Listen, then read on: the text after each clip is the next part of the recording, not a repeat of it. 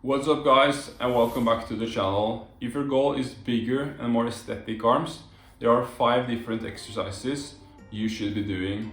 Now for me, when I first started training, my arms were pretty skinny, but through proper execution, optimizing for the best exercises, my arms grew pretty quickly.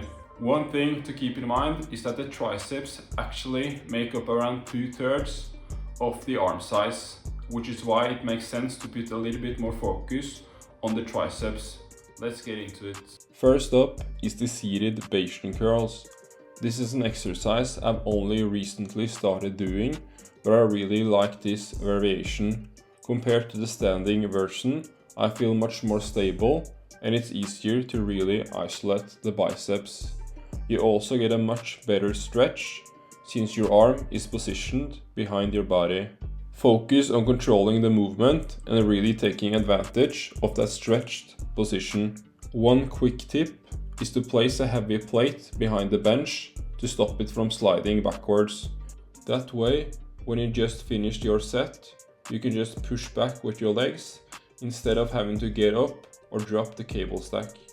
Next, we have the seated hammer curls. I prefer doing these seated because it removes most of the momentum you tend to get with the standing variation.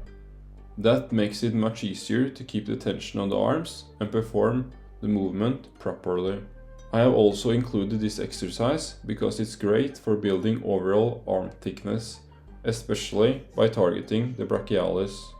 This not only makes your arms look bigger, but also helps develop the upper part of the forearms. Third exercise is the overhead triceps extension. This is, in my opinion, one of the best exercises for triceps, as it trains all 3 heads. If I had to choose just one, this would easily be my number 1 pick. I like to alternate between a rope and an easy bar attachment. I avoid the straight bar as it feels uncomfortable on my wrists. The easy bar fixes that and allows for more weight to be loaded on the triceps.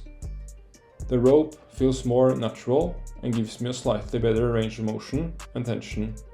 Next, we have the seated cable pushdowns. This is another exercise I've only recently started doing, and I've had really good experience with it. Just like the seated Bayesian curls, I feel much more stable, which makes it easier to really focus on the triceps. Because you're seated, it's much harder to use momentum, so the tension stays on the triceps throughout the entire movement. The first time I tried this, I had DOMS for days and the mind-muscle connection felt really strong. So if you haven't tried it out yet, I would definitely recommend giving it a go. Exercise number 5 is the close grip Smith machine press. This is a great exercise for targeting the lateral and medial heads of the triceps. I like to keep my grip around shoulder width, as anything narrower than that tends to put a lot of stress on my elbows.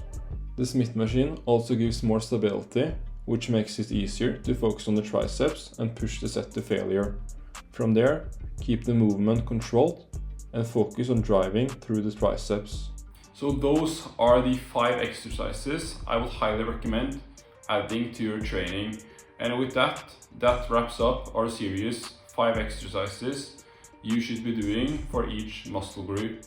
Now, personally, I'm running a legs push-pull split, but if my arms were a weak point and I wanted to grow them, I will definitely be adding a separate arm day, as this is what I did when my arms grew the most. If you'd like to see a full arm workout, comment that below, and also if you like the video, like, subscribe, and I'll see you in the next one.